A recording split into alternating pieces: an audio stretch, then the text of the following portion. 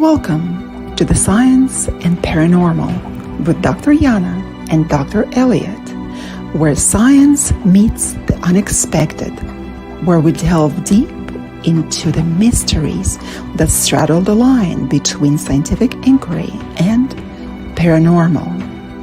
Get ready for a mind-altering journey as we embark on this phenomenal discovery together on United Public Radio Network 107.7 FM. Hello, everyone. Welcome to another episode of Science and the Paranormal. I'm Elliot Van Dusen. My co-host, Dr. Yana Greenberg, is out tonight, and I will be out next week. So we're kind of doing a little switcheroo this week. You're listening to Science and the Paranormal on the United Public Radio Network, the UFO Paranormal Radio Network, 105.3 and 107.7 FM in New Orleans, and also on Roku TV. Thanks for joining us tonight. I have a very special guest tonight, Craig Weiler. He is from the San Francisco, California Bay Area, and he is also an author and science editor for Paranormal Daily News, which is a great news source for anyone into the paranormal and parapsychology. He covers controversies in parapsychology, which we'll talk about a little bit tonight. One of them is the Wikipedia controversy. Some people have heard me talk about how the Society for Psychical Research has created their own Psi encyclopedia as a result of the Wikipedia controversy. So we'll talk about that. He also followed the TED controversy in 2013 and has reported on 10 years of undiscovered research by Russell Gruber of Mirror Worlds Research. He's currently working on his first issue of Parawise, a new magazine devoted to parapsychology and other edge sciences. He is also an associate member of the Parapsychological Association, the author of Psi Wars, TED, Wikipedia, and the Battle for the Internet. And he pays his bills with a small construction business on the peninsula of Northern California, where he lives with his wife and just enough cats. And we'll be discussing psychic pets as well later on in the show. Welcome, Craig. Thank you for joining us. Elliot, thank you very much. It's a pleasure to be here. Very fascinating biography, and it's great to see that you're a parapsychological journalist. How did you get involved in the paranormal? What brought you in? A lot of people ask me that question, so I get to ask you that tonight. Oh, sure. So way back before the internet, I was involved in the New Age movement, and so the psychic stuff had always been there for me. It's just part of my life. I think a lot of people can describe it that way. It's just you get used to like this other part of existence, and that was kind of the way things stood for a while. And then came the internet. And for me, things changed quite a bit because I found blogging and being a writer. This was something that was wonderful for me because now I could put my writing out to the world without trying to find a publisher. That was a whole lot easier, you know. And then from there, I started talking about psychic stuff and blogs, and I started getting a lot of feedback from people about what an idiot I was. Oh, God. Yeah, I run into that every once in a while as well on certain posts. And so there were the skeptics, and they were making all these challenges. It's like, why don't you take Randy's $1 million challenge? You know, psychic ability doesn't exist. Why don't you write about something else? And basically being obnoxious. And boy, did they make a lot of comments. Really drove out my readership. I mean, they really helped it. All this controversy with what I was writing. And so I started researching to find out what the heck they were talking about. So Randy's $1 million challenge, I looked at that and it was complete nonsense. It was basically a publicity stunt. It's like, okay. And then my next thing was, okay, that was easy. That was really easy to debunk Randy's challenge. So why are they so big on this challenge that it's so easy to debunk? I mean, all you need to do is read some of the criticisms of the challenge. All this is online now, and you can pretty much see that there was something wrong with it. It wasn't hard, but these people didn't seem to read anything that disagreed with their viewpoint. And I thought that was interesting. So, yeah. So, and then there came the science part, and I thought, I'm pretty sure psychic ability exists, but I have no idea whether science has proved it. That's an open question to me. So I started researching that and reading books on it and trying to understand the science. And that just opened it up for me. That was like, oh, holy smokes. There's all this science out there on psychic ability. I mean, a ton of it, a shit ton of science on psychic ability out there. And I didn't know any of it because this stuff wasn't available until the internet. You couldn't find the information. That's right. So, the internet certainly opened things up. I remember the first websites were almost like blog sites, like you said. I remember a classic one I used to go to and converse with like-minded individuals was just paranormal.com. And it was kind of set up like a forums website. And that's all it was, is people posted their experiences and shared their knowledge. And that was great when that came out. Yeah. And there's... And you can get all this research online, and that's been growing steadily. Is you can find scientific papers online. You can find websites of researchers. You can find commentary on the research from the researchers. You can find the skepticism. All of this is now online. And when I first started, that was just barely beginning. The skeptics were already on in full force, but the rest of the world hadn't caught up yet. Anyway, the skeptics are always out there in the wings. Yeah. Well, there's a reason for it. They were they have their own media organizations that were already in full swing before the internet. So when the internet came in, they jumped on the internet right away because they are basically an evangelical group. They are promoting atheism. They're promoting their particular brand of it, and so, being zealots, they jumped at the chance to promote their zealotry, much like you would expect, like, with an evangelical or something. It's all about spreading the good word. So that's them. So anyway, from my standpoint, now that I got on the science, I was hooked. Oh boy, I wanted to learn more of this because this was, it's one thing in the New Age, listening to people describe their experiences, and as anybody who's been in the New Age knows, try to dive into and sort through an absolute mountain range of bullshit. Because that's what, people are just making stuff up on the spot and, claiming knowledge of stuff that they obviously have no idea what's going on. And it's full of that. But when you get into the science, everybody's very careful about what they claim. Very careful. You have to publish a paper. The paper typically gets some criticism. There's some, people will redo the studies to see whether, replicate them to see whether they can produce those results again. They'll add up the results from several studies and find out whether the accumulated amount is actually a better number or whether the effect gets washed out. I mean, there's all these things that they're doing that are very important to actually getting knowledge. So yeah, and that's one thing that that parapsychology gets criticized for is usually the methodology, or like you said, there's different statistics that you can use to get different results or weaker results. And I personally think that Psi is just such a spontaneous phenomena. Generally, you could have somebody that's really accurate one day, and then for whatever reason, we know that things like calmness and having meditated and having a nice, safe, quiet environment all help open up Psi. Perhaps the person that's doing the study that day, was having something go on in their personal life that's kind of blocking their Psi ability. So it's really hard, and it's not because Psi doesn't exist. It's just really hard to deal with this type of phenomena. It is, and the scientists actually they know how to handle that sort of issue. And what they do is they know, for example, how big an effect over time is going to be for any particular study.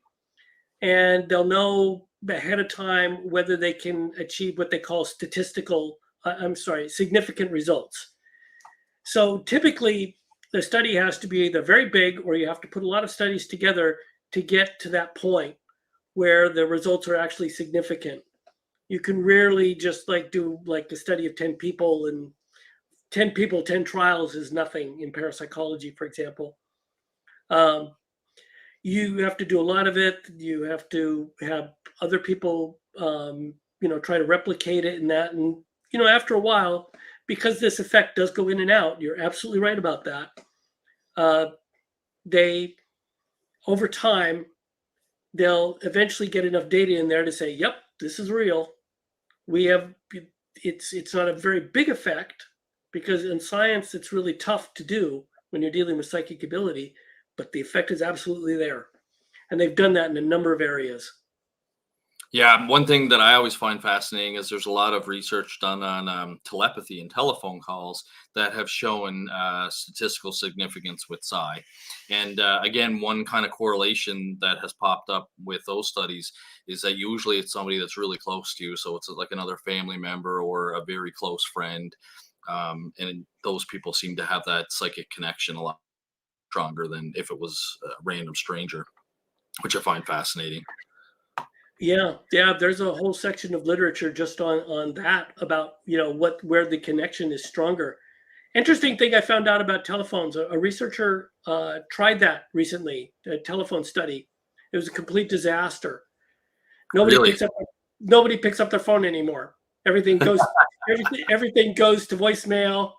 Everybody's using text. So nobody, that particular way that we used to interact with that technology doesn't exist anymore, so they can't do any more phone studies. They just can't get enough data. Yeah, interesting, because they used to have, you'd input like say 5 of your closest, friends or associates, and then notify when to phone the participant. And but I guess if people aren't answering their phone, then that it certainly makes it a lot more difficult to test. Yeah. Now, you've investigated a lot of controversy as well within parapsychology. One of them is Rupert Sheldrake's biography. I know there were some articles going around about that, and the misinformation on Wikipedia. In fact, Wikipedia so calls parapsychology a pseudoscience, when in fact it's not. It's a social science.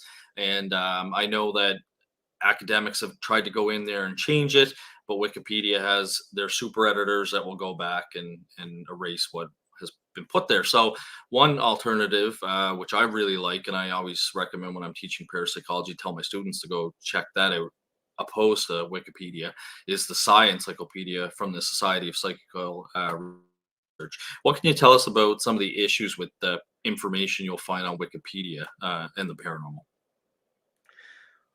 Well, basically what happened is, way back when Wikipedia was getting going, the skeptics formed a group, and there's this whole alphabet soup of skeptic organizations. So this starts out with the Center for Inquiry, which used to be the Committee for Skeptical Investigations of Claims of the Paranormal. It's all basically the same group of people. And they developed a Wikipedia branch of editors. So somebody took the lead. Her name is Susan Gerbic, and she formed an organization where she teaches how to edit Wikipedia and pushes the skeptical format. And she uses private Facebook groups to organize. So you don't really know, and everybody's anonymous on Wikipedia except her. So you don't really know who you're dealing with in terms of the editing, which allows them to claim that they're not doing anything. That they have that going on. And because they have these really, really strong views, this gets into Wikipedia because they have been around long enough to get all this administrative ability. And once you claim administrative positions on Wikipedia, you can basically run the show in that area because you can kick off everybody you don't like. By one estimate, they're kicking off between 500 and 1,000 people a day. Wow. I don't know how accurate that is. It was from an interview that another reporter did.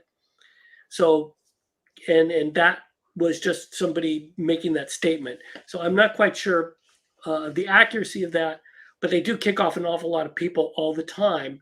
And what happens on Wikipedia when you do that is you're kicking off people who disagree with you. So on Wikipedia, everybody always agrees of the same thing because there's nobody left to disagree. They've kicked all those people off. And so you get a very insular group there, which also, they don't change. It's part of the mentality of the people that do that is they don't accept change very easily. So you have something that's actually fairly obvious from a scientific standpoint, which is that parapsychology is a science. They are an affiliate of the American Association for the Advancement of Science. They have been since 1969. That's right.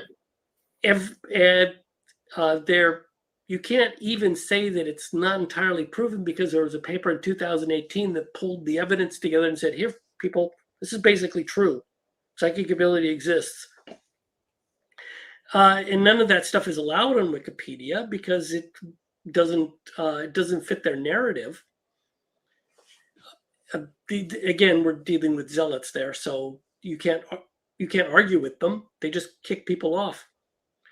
It's so interesting, especially it must be for you as a journalist, because I look at, dictatorship countries like North Korea, for example, where the North Korean government controls everything to do with the media. So the citizens there are only seeing, what the government wants to see them. But in our capitalistic corporate world, it's the same thing as well. I know our Canadian Broadcasting Corporation, CBC, the Canadian version of CNN, gets crucified quite a bit because they're, very liberal and they always kind of report very positively about Justin Trudeau, whereas, other media outlets might kind of give the opposite side. But even there, we're not really getting like unbiased, journalism in a lot of these big corporate network stations. So it's very interesting because, like you said, depending on what they are spewing out, that's how people learn. Like when I'm talking to people, they're like, "Oh, did you read on the news or did you see this and see that?" So people are reading, what's being presented to them, and then they're going out into society and spreading that information as well. So which can be, dangerous if it's not done properly. So very, very fascinating industry for sure. How do you think the Society for Psychical Research has come to combat that with the Psi Encyclopedia? I do find it very handy. They certainly have lots of references. Usually you can find those references, unlike Wikipedia. I find a lot of them, or you actually pull up the article.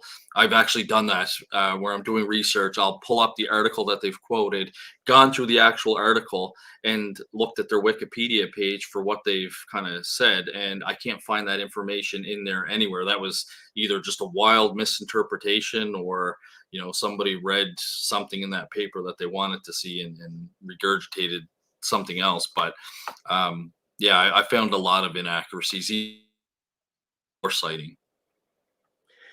Yeah, Wikipedia.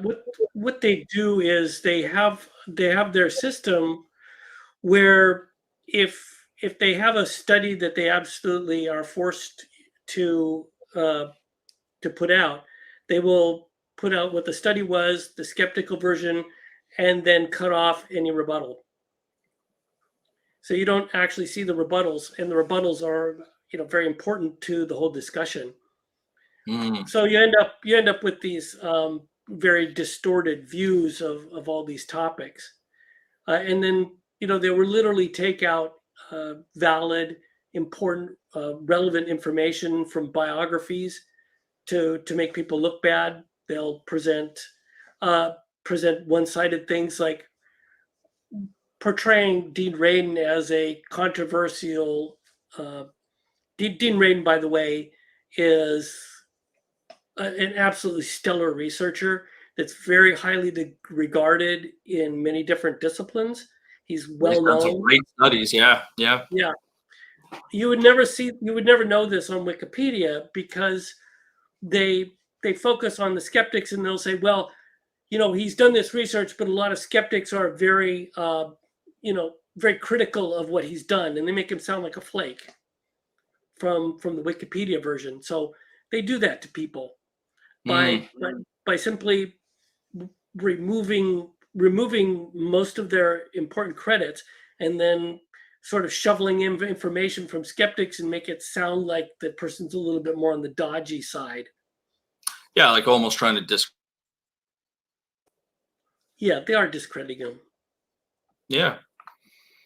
Yeah, no, I always recommend that people check out the Psi Encyclopedia, because like I said, they list the studies, and you can actually go in and look for studies on Google Scholar and do your own research, and it usually leads to a very positive trail, whereas I find Wikipedia, much like the article said about Rupert Sheldrake's biography, it's a dumpster fire sometimes. Yeah. Well, the thing about the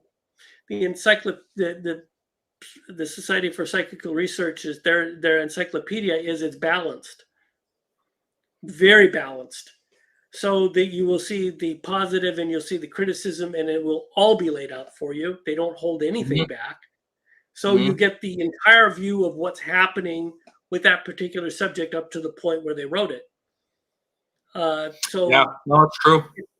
Yeah, it's a very, very accurate viewpoint of any particular research that particular article is focused on. And I still use it, even though I know most of this stuff, because they have so much from a balanced viewpoint. What they really need to do on top of that is add links to all the stuff that supports it wherever they can find it. And the reason is because that's what AI uses. AI looks at all the links that are associated with these articles and then comes up with suggestions for people.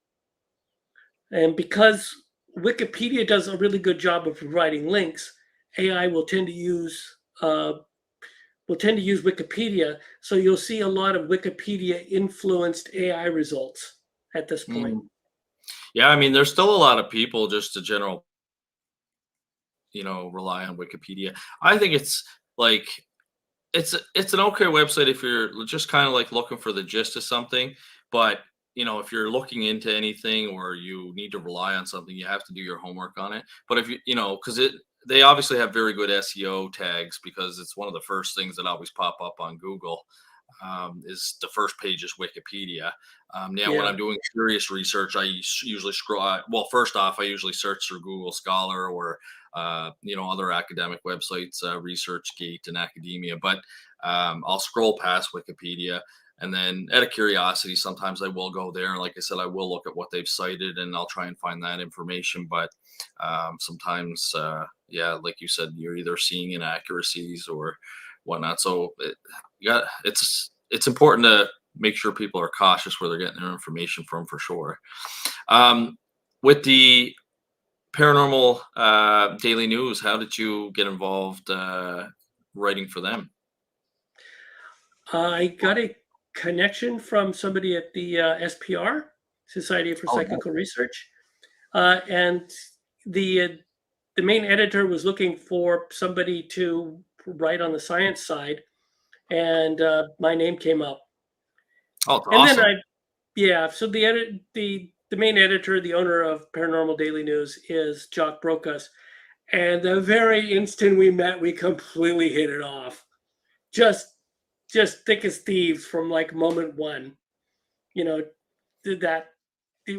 like we were just like two people on completely the same path chatting it up for on all hours and stuff, and just really connected.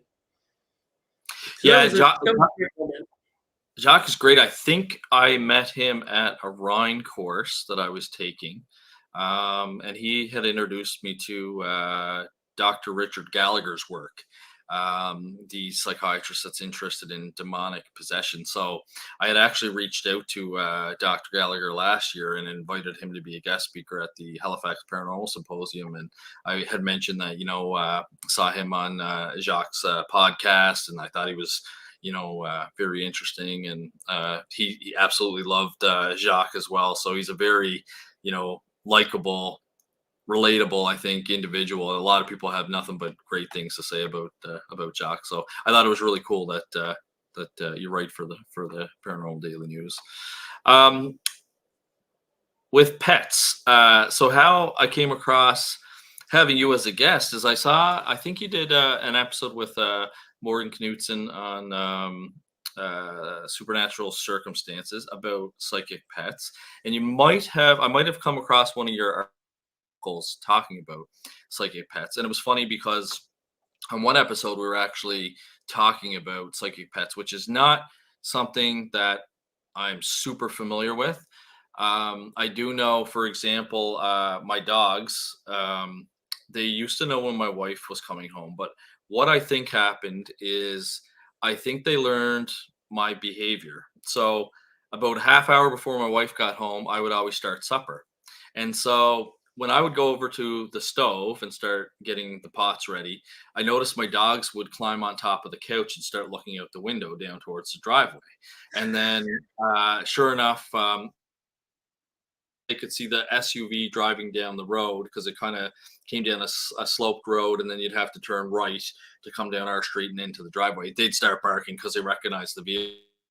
And it was funny because they knew as I got up about a half hour before my wife was due home that I think they started to anticipate that she was coming home. But there's also been lots of cases of psychic pets. One of them was down in Rhode Island that used to live kind of in a hospice care center, and unfortunately the cat's since passed away. But apparently, good at predicting when pass away, and they offer the clients a lot of comfort. You've done a lot of research into this phenomena. What can you tell us about this fascinating phenomena? Well, first of all, there's no reason why a pet shouldn't be psychic, just like people are psychic.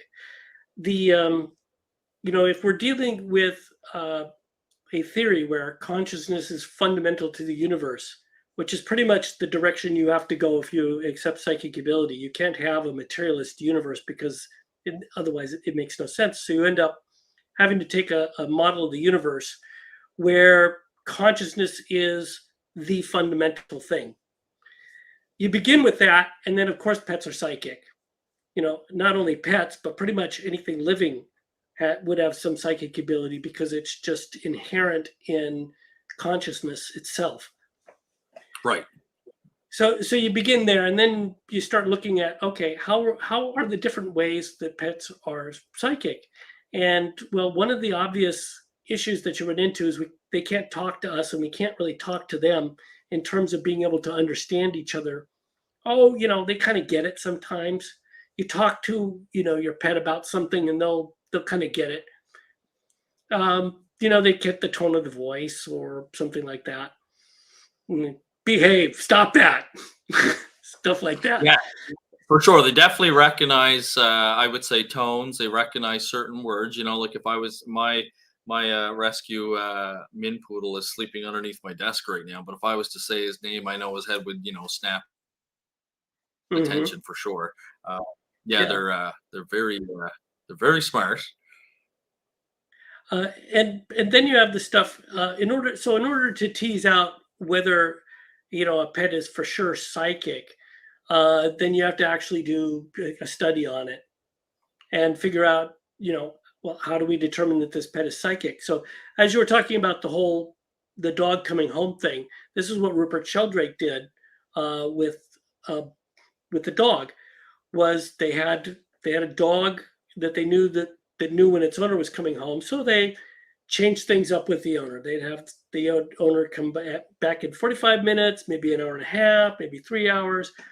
The point was to mix it up so that the dog couldn't anticipate based on the clock. Right. And then they changed the ways in which the owner came home in case the dog was listening for it. So they made it so that if it wasn't psychic, the dog probably was going to get messed up somewhere. But what they found was the pooch was responding the moment the owner knew she was coming home. And they found this over and over again. So there was definitely something psychic about it, when they managed to tease out that information. Right, because there's nobody about to cook supper for their wife, or they didn't hear the vehicle coming down the road. There was like all those factors removed from that situation. That's correct. Yeah, and that's how you do science. Is you have to remove those confounding factors. So they were able to determine that.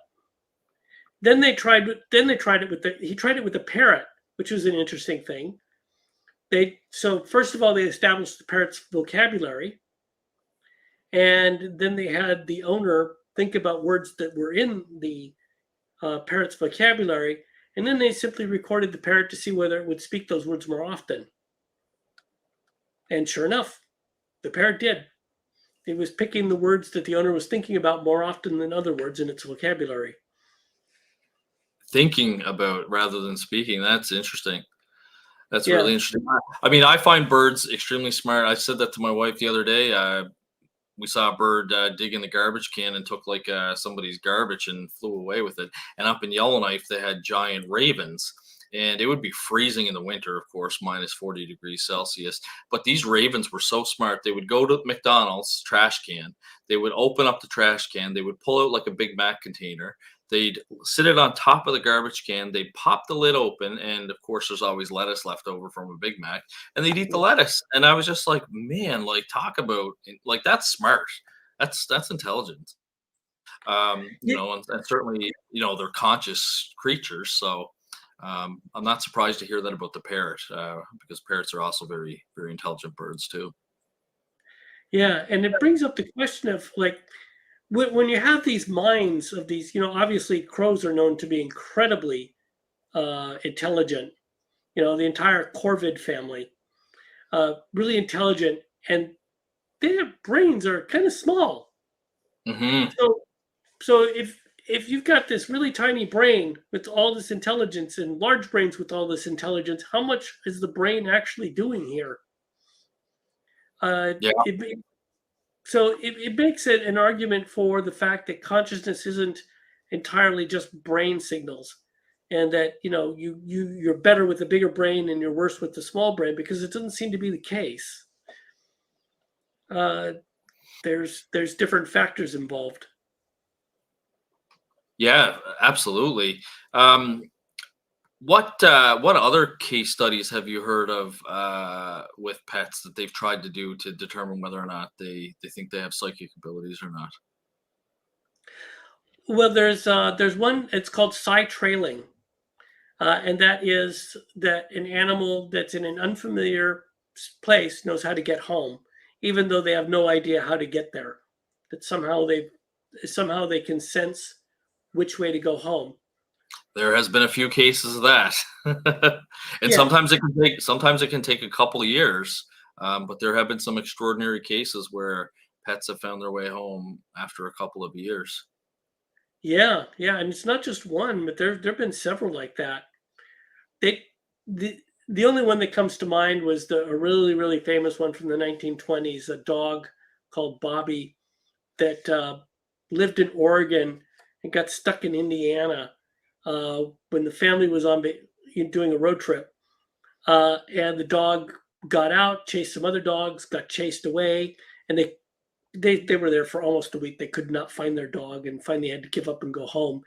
And the dog traveled from Indiana all the way back to Oregon and found their home. That's amazing. I know my wife's family, they had this really bad cat and they wanted to try and get rid of him. So they her dad drove way out into the middle of nowhere and dropped this bad cat off and said, good luck, see you later. And sure enough, like within 2 days, it was like that song. The cat came back the very next day. Cat managed to find its way home, and they ended up having to just tolerate it. But it was, it's funny how some of them can do that, because they shouldn't be able to, detect their scent from like there, like, because you're in the car, so the scent's not like trail. I've done some training when I was I'd always help out our police dog services, and I would set the tracks for the dogs, and like they got us to scuff our feet pretty hard. And there have been some amazing times, depending on the environmental conditions, that I've seen some amazing tracks. One was actually a reverse track that we did. So one night it was a kind of light snowstorm, and a pizza shop got robbed, and the guy literally robbed slices of pizza. He didn't take money; he just wanted pizza, but he held the shop up and stole some pizza, and found him several blocks away. So placed him under arrest as the suspect. He was walking with handfuls of pizza, and we had the dog do a reverse track from blocks away, and he actually was able to follow the reverse track of the robber going right back to the pizza shop, which became good evidence in court. So in cases where people have lost their pets, like on vacation, like you just described, or where we've tried to maybe get rid of some pets that are annoying us, and they can still find their way back without having that physical track, there's got to be something else going on. There's also been cases where pets is the children in the home distress, and have alerted owners. For example, there's been lots of cases where dogs have let parents know that a kid has fallen into a pool. There's service dogs which can tell if somebody's about to take a seizure and things like that. They're very attuned to their environment. Obviously more so than we are. How do you find telepathy and psychic abilities differ between cats and dogs? Do you find that that one animal is better or stronger than the other? Well, for my part, I've always had cats. So I have, I do enjoy dogs, but I haven't had one since I was a kid. And Right. so most of my experiences, with having a connection with cats, and in terms of which one is better at it, I don't think you could probably, I don't think you'd probably differentiate. Just like it's really hard, with these competitions between cats and dogs, they're probably pretty equal in that regard. Dogs, of course, are far more attentive to their owners, so you're going to see evidence of that psychic ability more clearly with the dog. That makes sense. Whereas cats, they might just say, "Oh, an argument's coming," and leave the room, and you don't realize that that's a psychic moment with the cat. Yeah, an Yeah. interesting cat story that my colleague, Dr. Daryl Walsh, always tells is when his mom was sick, she used to have the neighbor's cat come visit her all the time. And when she got really sick, like bedridden and not really able to speak, the cat kind of stopped coming for a visit. But ironically, the day before she passed away, the cat had come over to visit her again and got into the house and actually laid on the bed with her up until she passed away. And then the cat disappeared, almost similar to the Rhode Island cat there, Oscar, like I was telling you. It can't just be a coincidence. Like there's got to be, something else going on there. Yeah, absolutely. I've heard stories. There was one that I remember reading. I cannot remember the source anymore. Of a woman was relating that her husband's two cats were all over him the day before he died. Just, they were around him constantly and just never let him go. And she said, I wish I'd paid it, I wish I knew what they were communicating, because I would have, enjoyed it more. It just felt like a regular day for me. but these cats knew that something was up and that he was about to pass. So yeah, these they're things they're, happen. they're good at detecting stuff like that. You know, Apparently, they it's kind of they scary.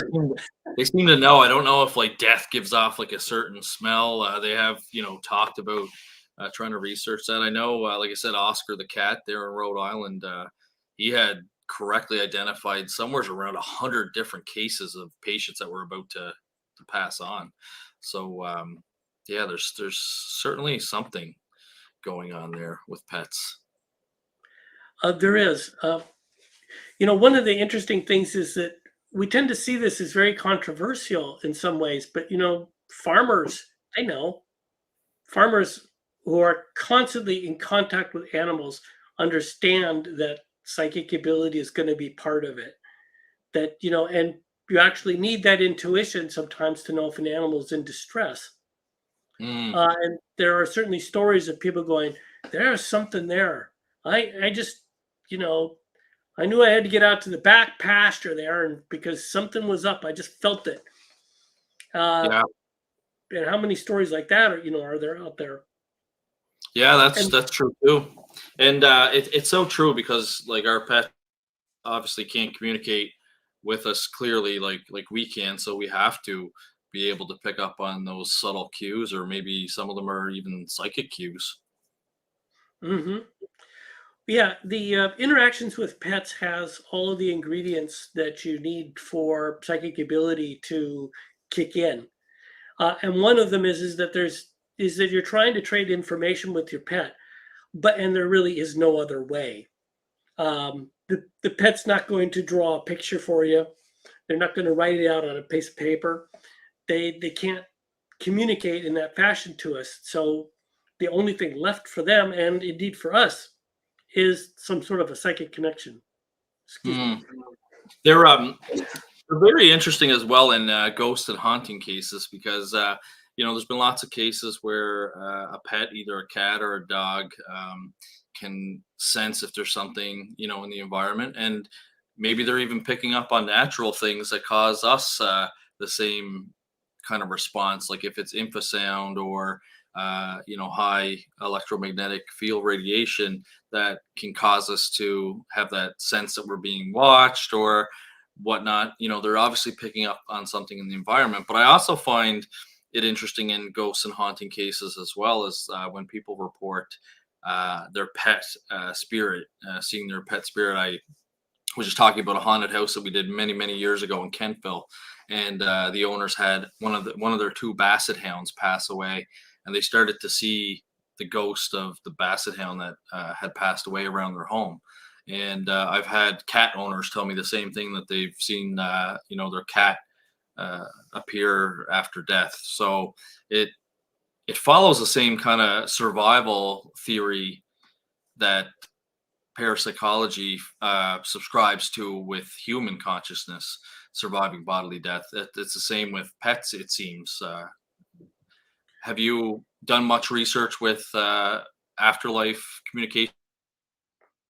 So not formal stuff, but we've had a lot of cats over the years, and we've had a lot of them die on our watch because they grow old, they get died, they grow old, they get sick, they die and whatnot. And so with my animals, what I will do is I will connect with them right after they die. And sometimes it's an incredibly beautiful experience right after they go. And sometimes we had a Siamese, for example, that uh, you know it took her a long time to deal with her passing, and so I didn't have a lot of communication. But I had this large black cat that was really friendly, and when he passed, it was like shining a light in the room. Uh, the whole space just glowed with his energy and his love and his happiness at having gone on this journey with us. That was uh, that was kind of his message, was the joy of having shared this journey with us. Uh, that was he was amazing that way. And then I've had other cats that just sort of, they're kind of in between that. Mm, yeah, I get what you're saying. Yeah. Now, are your cats indoors or outdoor cats, or both? we don't let them roam, but we do let them out back where we have the area cat fenced. Oh, nice, nice. Yeah, I think that if I had a cat, I always grew up like they're a pet or they're part of the family. I know there's some people that grew up in the country and they bring old Yeller in the back when he's not doing so well and they put him down. But we never kind of grew up like that. So I always had that fear if I had a cat, like I wouldn't want them outside. And then I've known people that have accidentally let their cat out, and it's like once they get a taste of the outdoors, they drive you nuts to get back out there. So yeah, it's kind of it's a good thing if you can get it, like you said, cat fenced. Or I know my sister-in-law recently let one of hers out. Now it's upset yard, Oh yeah. but it's kind of a fat cat, we call it, because it actually is a little bit overweight, but so it won't jump the fence or anything like that. Just loves to go outside and lay in the sun and hang out with the dogs in the backyard, kind of thing. So we have coyotes out here, so that's not generally a very good idea. yeah, you gotta keep an eye on them. We it's actually funny, my security cameras on our house, I can see different creatures kind of roaming by. I know there's foxes in the area, and there's also raccoons, and but we have a lot of cats in the neighborhood, which is good because especially we have to compost our organics. So in the summer with the heat, it draws in a lot of mice, a lot of rats. So the cats are always out hunting, which is a positive thing. But certainly they're a big part of most people's lives, I think. Oh yeah, absolutely. We have some people living with us, and they have cats. So we have ended up now with 12 cats in the house, which is Wow. Well, 12. Yeah. Yeah. We got a couple of kittens after many years. We actually were down to 6 at one point. But 4 of these cats in the house don't belong to us, so we end up with a lot of them running around. They don't. that's interesting. My investigators for paranormal phenomena research investigation actually has a charity, and when he was working in the Navy at the dockyards, they had a lot of stray cats on the dockyards, and Mhm. he ended up building them like a shelter and buying them food, and then that turned into him actually starting a charity which he calls PAX, Pierre's Alley Cats Society, and he still to this day goes down and looks after all the dockyard cats. So it's and plus he has cats of his own, so that's really interesting. And then others, my next door neighbor, for example, there was a stray cat roaming around the neighborhood, and they started to kind of like leave food out for it. And I laughed at them. I said, "You watch." I said, that cat's going to be in your house soon." And they said, "Oh, no, it's too skittish." And I said, "No," I said, "You watch." I said, "Same thing happened to my mom. She could hear this meowing in her backyard once and looked out, and there was a stray cat there. And so she did the same thing. And now it's kind of that cat comes into her home every night, goes to sleep, eats, has water, and then in the daytime goes out hunting and always comes back." So sure enough, a couple weeks later, I saw them opening their house door, and the cat was going into the house. So next time I saw them, I said, "I told you." And Yep. it's funny. Sometimes you got to gain their trust, and then once you have that trust, they're part of the family. Do have a sort of a comment or a question here from May. She said, "I'm not sure what it is, but these animals seem to have an extra sense that they all use. Perhaps they use a different portion of their brain that isn't detected. I've encountered many animals, and especially wild, who seem to understand me as a human that they do not fear." Have they done any studies on that? I did see a video today. It was on TikTok, so you never know how reliable it is. But apparently, they did a study about a dog, and they had 2 different scents. They had a stranger's scent on a Q-tip, and then they had their owner's scent on a Q-tip. And they had some brain imaging equipment on them. And when they smelled their owner's scent, a certain part of their brain lit up, which would be equivalent in the human brain to like our love area of the brain. Psychic brain scans that they've done on pets, those studies. So the issue with using scans and stuff to pick up psychic ability is that it doesn't really originate from one particular spot in the brain.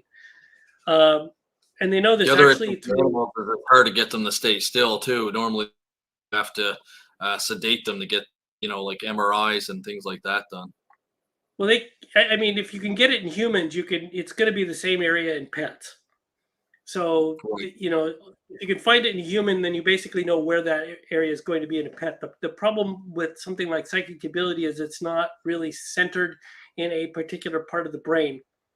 If anything, what happens with psychic ability is you're actually turning off parts of the brain in order to access it.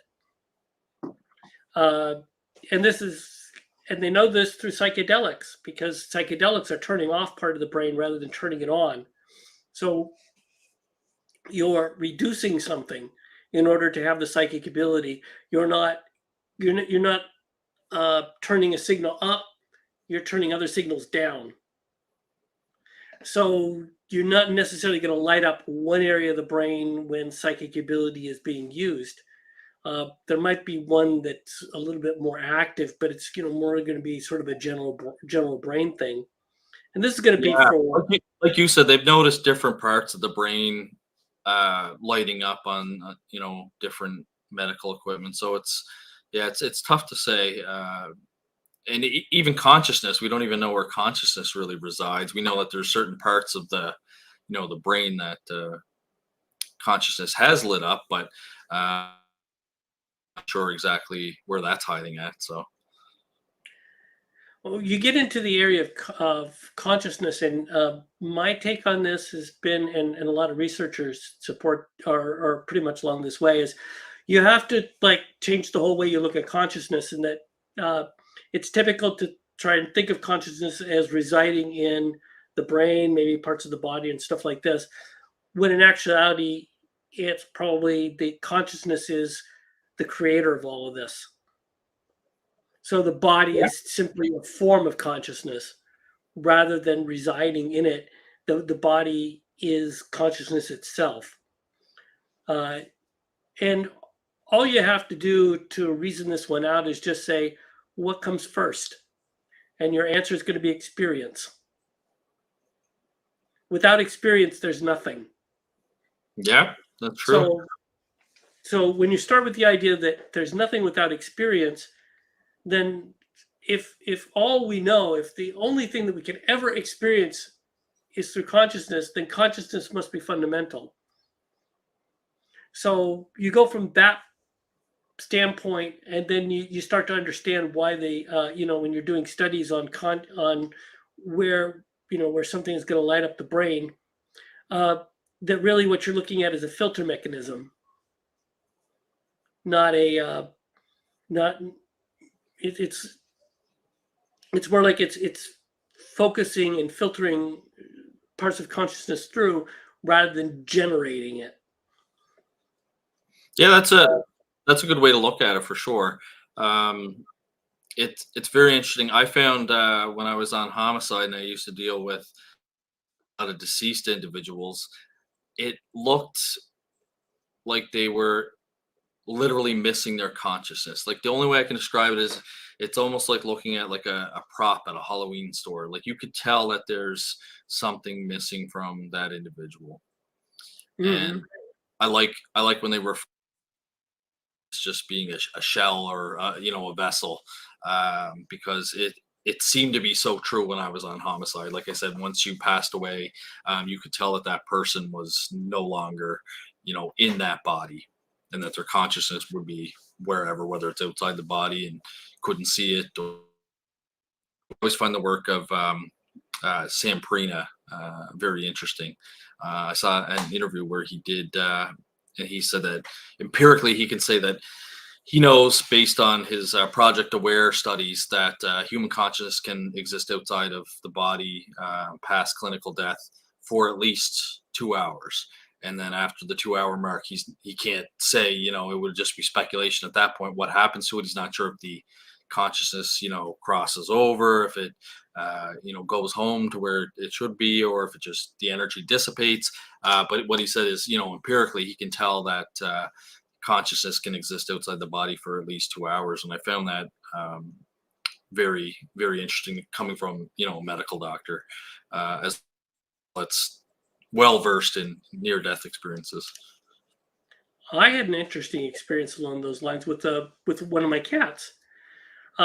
She had an inoperable condition. She'd been going downhill for a while and had an inoperable condition, and then we had her under while we were talking to the vets about this situation. Her entire intestines were completely blocked. She was like 17 and a half, so she wasn't in an operation would have just killed her at that point.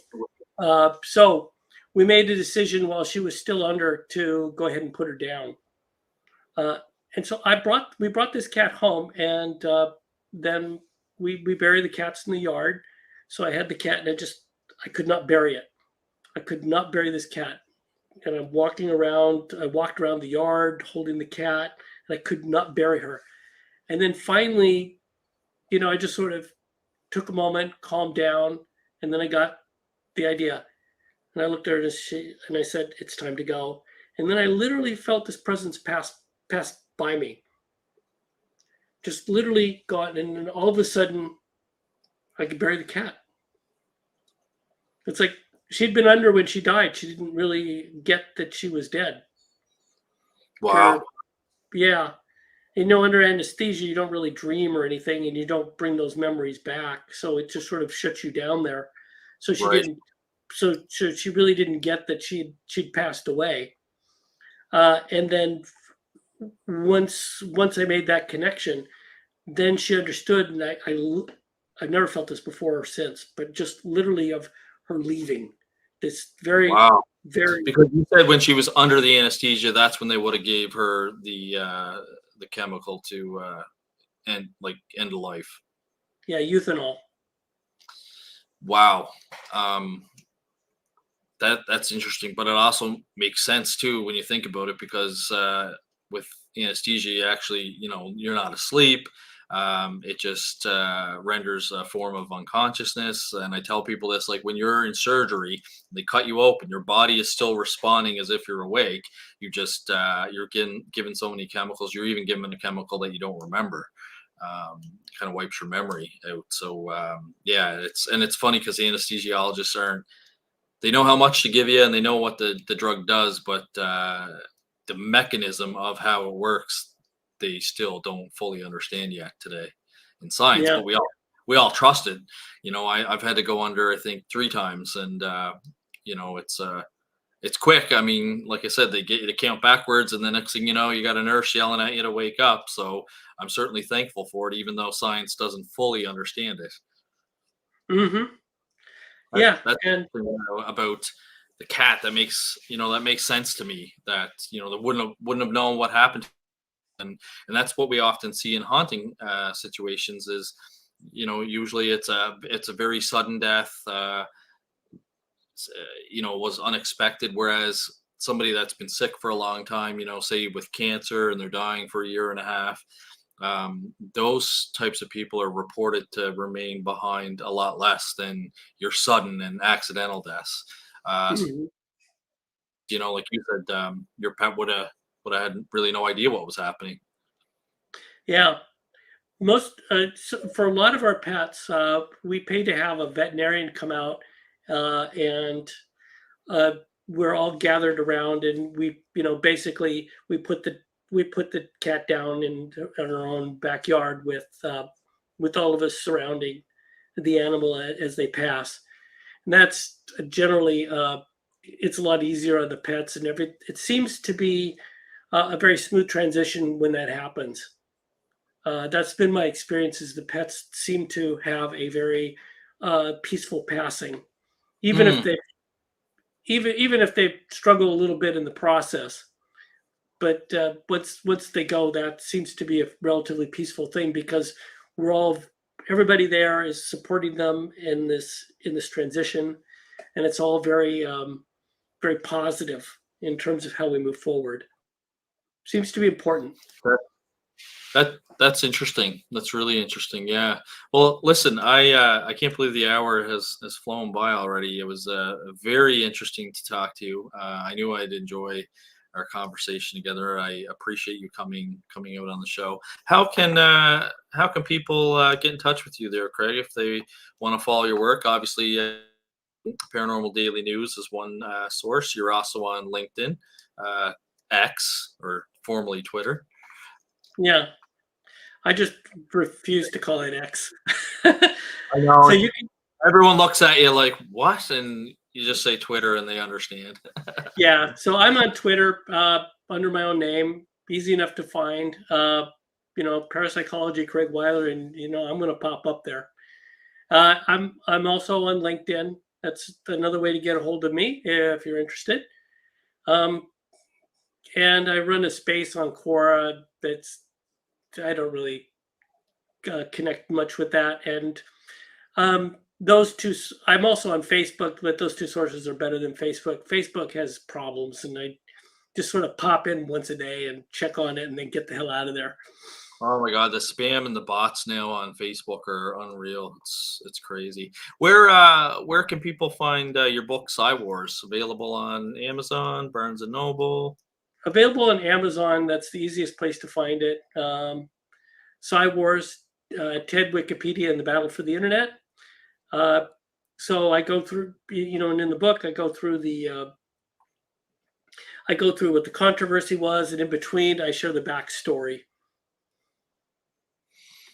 Amazing. Well, thank you again for coming on to we were broadcasting live on the United Public Radio Network, the UFO Paranormal Radio Network, 105.3 and 107.7 FM out of New Orleans, and also on Roku TV.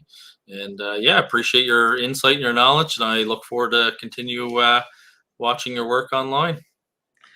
Thank you, Elliot. It's been a great interview. I'm just very happy to have been here. Thank you. No problem. Thank you so much. And we will see all our listeners again next Tuesday.